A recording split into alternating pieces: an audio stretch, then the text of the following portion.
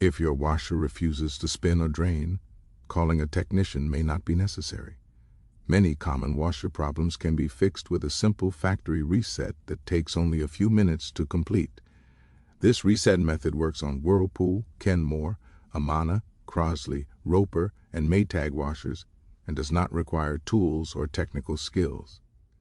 If the reset does not correct the issue, refer to the linked video for an explanation of washer error codes and additional troubleshooting steps. Factory reset instructions. Step 1. Make sure the washer is turned off, then rotate the control dial 1 full turn counterclockwise. Step 2. Within 6 seconds, turn the dial 3 clicks to the right, 1 click to the left, and 1 click to the right again. Flashing lights indicate diagnostic mode. Step 3. While the lights are flashing, turn the dial 4 more clicks to the right and press start. Step 4. Wait several minutes.